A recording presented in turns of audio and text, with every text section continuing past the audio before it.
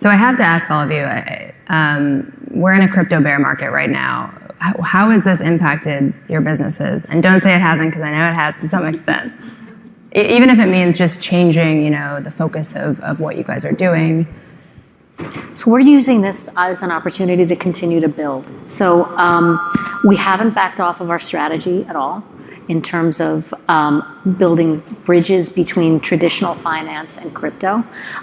We continue to serve the crypto first community, whether they're an individual investor, an active trader, or an institution. So we're really focusing on continuing to deliver product within this environment. And quite honestly, I think there's so much to build. We could be building for years in a bear market without.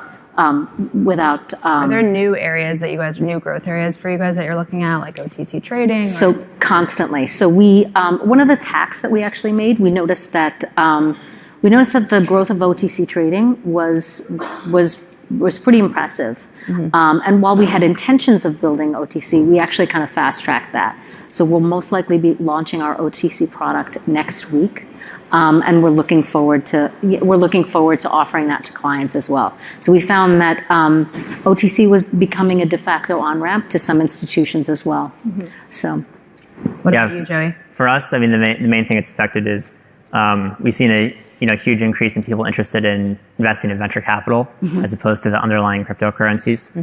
And that's because investors kind of do the opposite of what actually makes rational sense. When the market's down a lot, you should actually buy the assets that you believe are cheap. But instead, we've seen an influx of people investing in equity because people have this perception that private equity is a safer asset class than publicly traded ones. But in reality, it's just not mark to market every day. So it feels a lot safer. But investing in early stage startups is still super risky.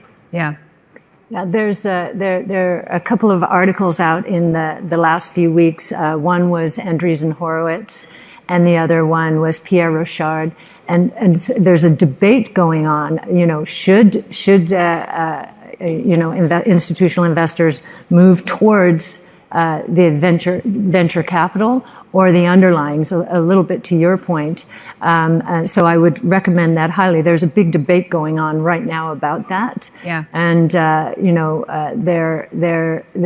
underlying Bitcoin seems to be, in my mind, as I was reading those, it seems to be right now that's where you would want to go, to your point, as opposed to VC right now.